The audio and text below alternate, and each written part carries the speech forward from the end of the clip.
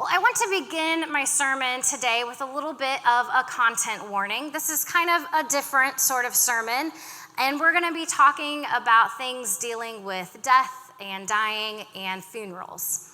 Because the face of our faith today is Joseph of Arimathea, and he was essentially Jesus's funeral director.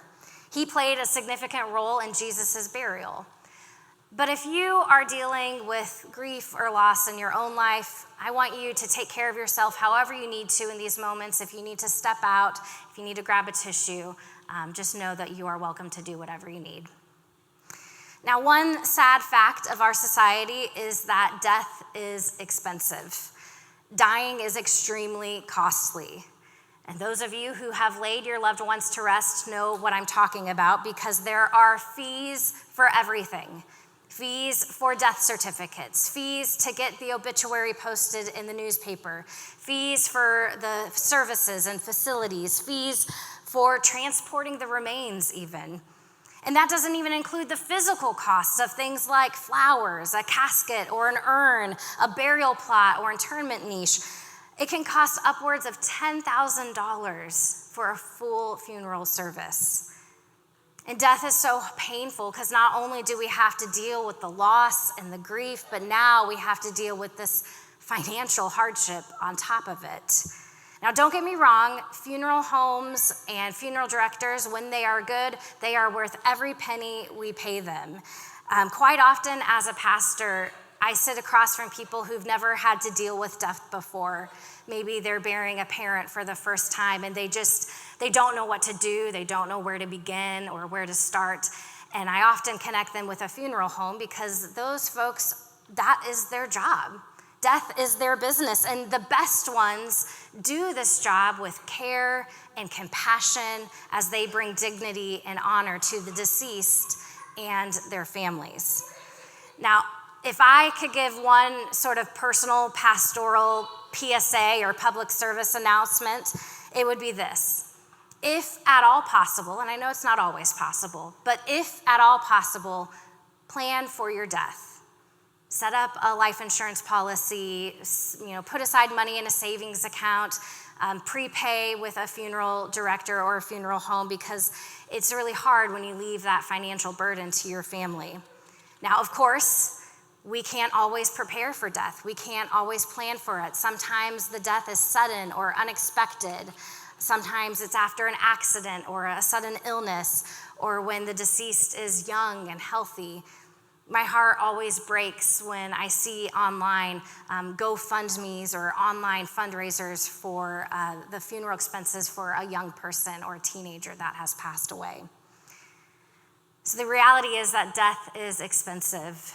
Now, this is true in our times, as we all know, but it was just as true in Jesus' day as well. I mean, do you think that Mary was planning on burying her son at 33 years old? Do you think she had set up for his tomb and funeral? It's not like she could start a GoFundMe online so others could contribute to his expenses. But in the midst of grief and tragedy and unexpected death, one man came forward to bear the costs of death, and that man is Joseph of Arimathea. Now, like many of the other folks that we have talked about in this series, Faces of Our Faith, we don't know a whole lot about Joseph. He is mentioned in all four Gospels, Matthew, Mark, Luke, and John, but even so, we have surprisingly little information about him. We know that he was from the Jewish city of Arimathea, which wasn't too far from Jerusalem.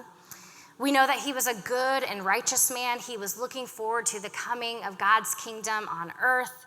He was a member of the Jewish ruling council, also known as the Sanhedrin, but he didn't agree with the council's actions in having Jesus arrested and crucified. And we learn in John that he was a follower of Jesus, but a secret disciple, because he feared the Jewish ruling authorities. So after Jesus' death, Joseph approached the Roman governor, Pilate, and he asked permission to receive Jesus' body. Here's what it says in Matthew 27. Joseph took the body, wrapped it in a clean linen cloth, and laid it in his own new tomb, which he had carved out of the rock. After, he rolled a large stone at the door of the tomb, and he went away. So not having any other place to put Jesus' body, Joseph placed him in his own tomb, the tomb that he had purchased or created for himself and his family, which had never been used before. Now, to fully understand what is happening in this passage and the significance of Joseph's actions, we need to know a little bit more about Jewish burial practices. Now, these often historically included two separate rituals. So first, the body would be set in a rock-hewn tomb, often a cave or an enlarged cave that was carved out of a cliffside or out of a rock. And sometimes families would share these tombs. You can see the picture there, and they would have a shared family tomb. Now, these tombs usually consisted of an outer chamber and an inner chamber. So inside the first chamber, there would be benches or kind of niches carved into the wall where you would lay the body to rest. And like we read in our scripture passage today, the body was usually anointed, washed with water and oil, wrapped in linen cloths, along with spices like myrrh and aloe. And then, like in that picture I just showed, a large tomb or large stone would be rolled across the entrance to the tomb, not only to keep the smell contained, but also to keep out any predators or animals. Then the second part of the ritual is that about a year later, after the body had had time to decompose, the family would come back to the tomb and they would collect the bones that remained and put them in an ossuary. The ossuary was a stone box that would then have the deceased's name and information carved into the side of it. And then the ossuary would be moved into that inner chamber of the tomb along with all the other ossuaries. So in Jewish tradition, it was said that you went on to rest with your ancestors. Your bones were placed alongside the bones of your family. So by placing Jesus' body in his own tomb, Joseph of Arimathea was essentially saying, this man is my family. He is saying that Jesus would be among his descendants, among his own bones, that he would rest with Joseph and Joseph's future descendants. Now, Joseph, he couldn't stop Jesus' crucifixion from happening. He couldn't take away the pain and the grief that Mary and the disciples were feeling, but he could provide this one kindness, bringing dignity and honor to Jesus' death. Now, as I was reflecting upon Joseph's story this week, I couldn't help but wonder, did Jesus even know that Joseph of Arimathea was one of his disciples?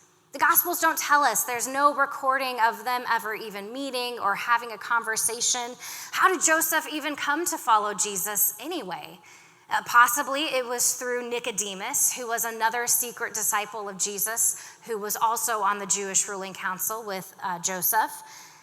But we never know if Jesus and Joseph even shared a conversation. Maybe Joseph just overheard Jesus' message one day and quietly decided to follow him.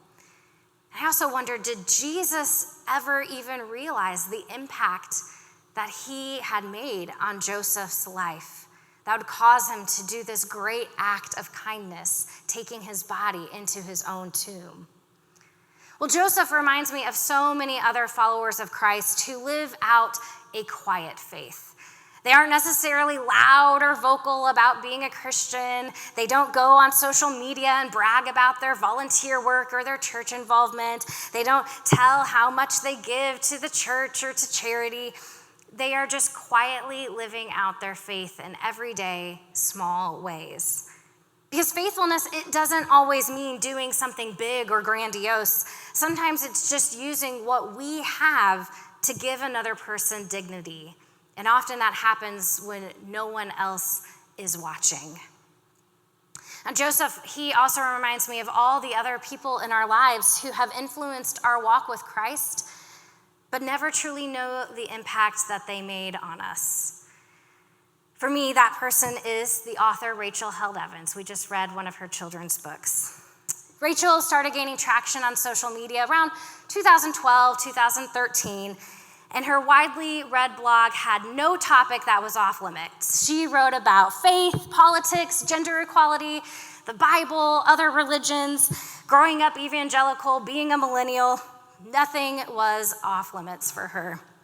In her first book, which was called Faith Unraveled, which was written around that same time, I read it in 2014 when I was struggling with my own faith and trying to figure out what it looked like to live out this walk of Christianity. And so Faith Unraveled, it's her memoir, it's her story of how she kind of deconstructed her religion and her faith and then reconstructed it, rebuilt it back up. It's about how her faith grew and evolved and changed. In Rachel's words, they showed me that there was a different way to be a Christian, a better way to be a follower of Christ, one that was loving and caring and truly looked like the Jesus of the Gospels and didn't look hateful or cruel or mean.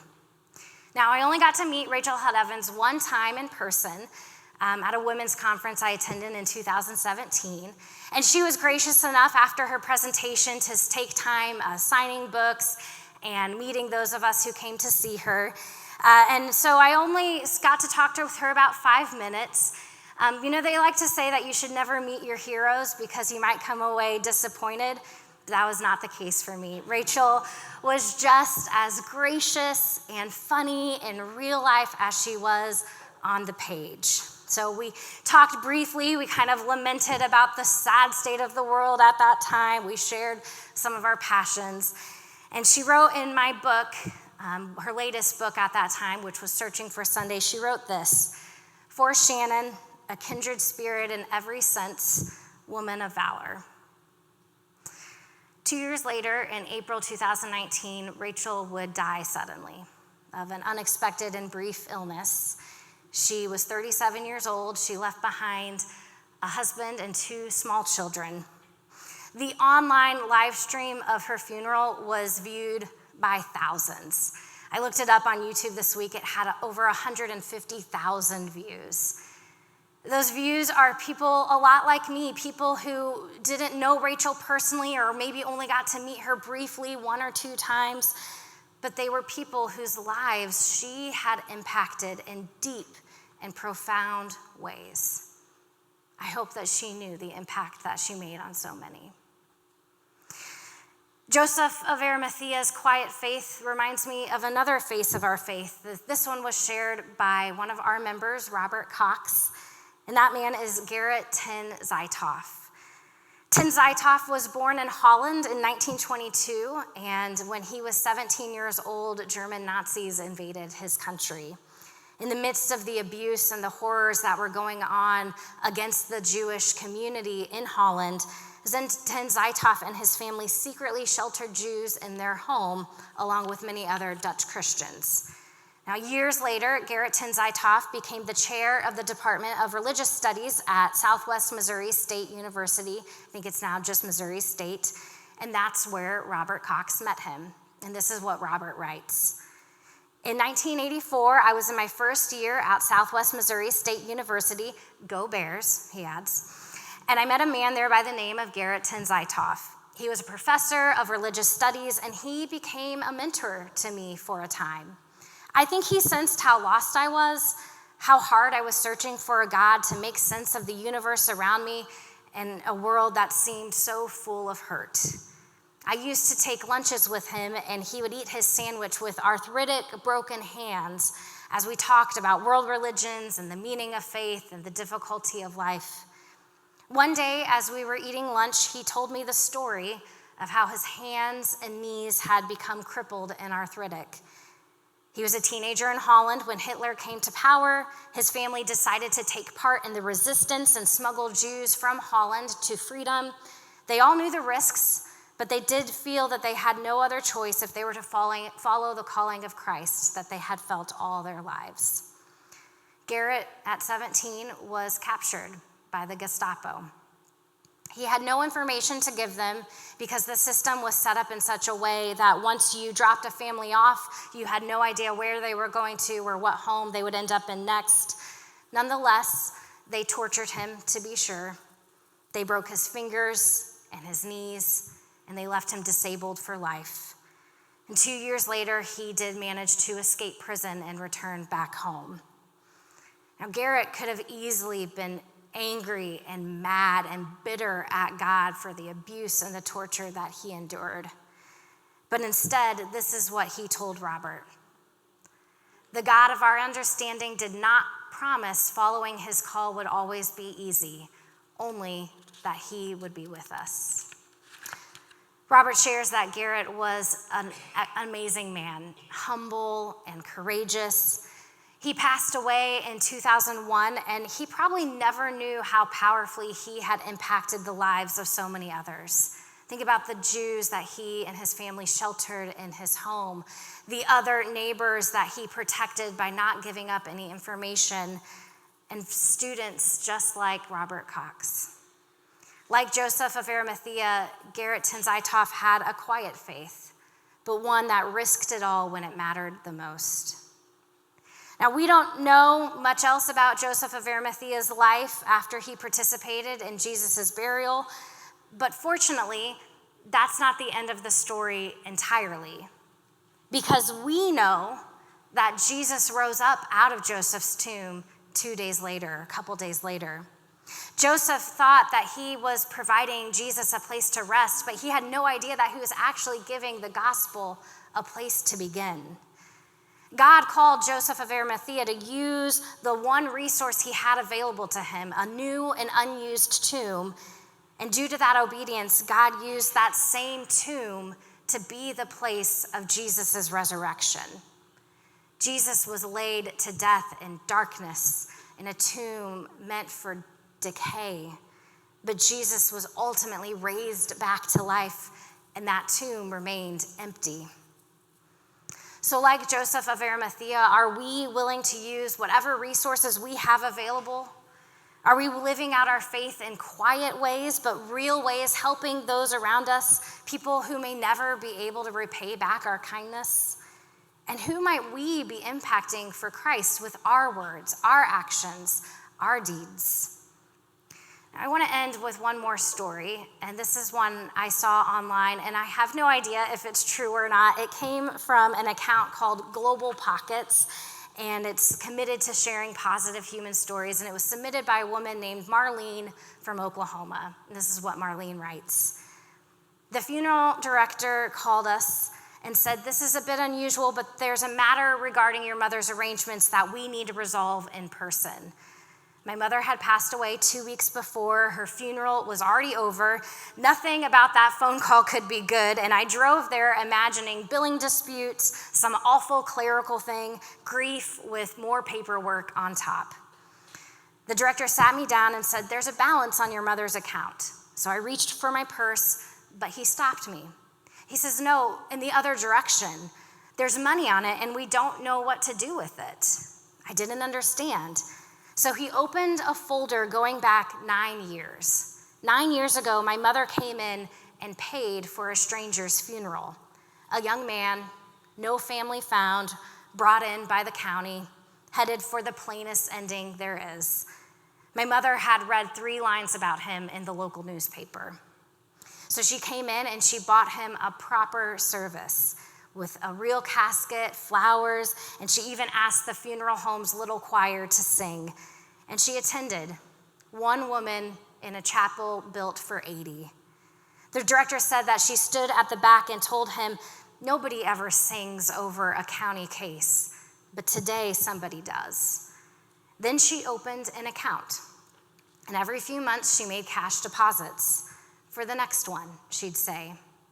And every time an unclaimed person came through the funeral home, the flag on the account came up and there'd be flowers, music, and one woman sitting in the back of the chapel.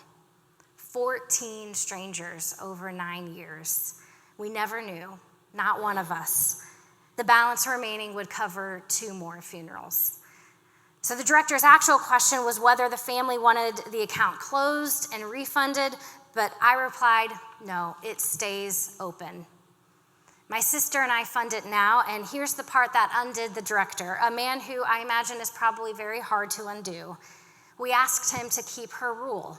Somebody attends, somebody sings, the back pew is never empty anymore because it's usually both me and my sister sitting together in our mother's memory.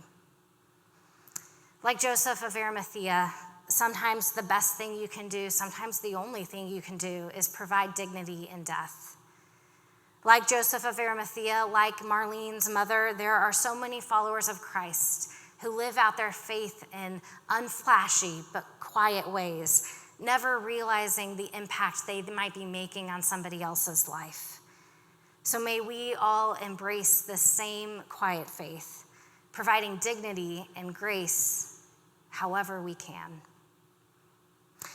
I want to close by leading us through an affirmation of faith. It's found in your hymnals on page number 886. It's called the World Methodist Social Affirmation.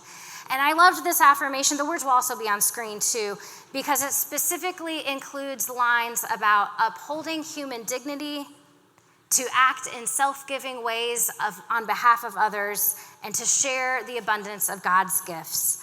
So I invite you now to listen as I read the regular words, and you can join by reading the words in bold. Like I said, it's page 886, or it's also on screen. We believe in God, creator of the world and of all people, and in Jesus Christ, incarnate among us, who died and rose again, and in the Holy Spirit, present with us to guide, strengthen, and comfort.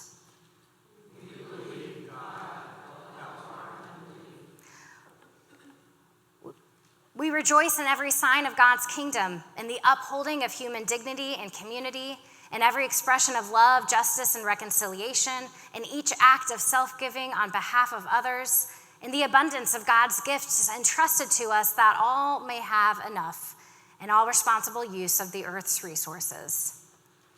Glory be to God on high, and on earth peace. We confess our sin, individual and collective, by silence or action, through the violation of human dignity based on race, class, age, sex, nation, or faith, through the exploitation of people because of greed and indifference, through the misuse of power in personal, communal, national, and international life, through the search for security by those military and economic forces that threaten human existence, and through the abuse of technology which endangers the earth and all life upon it.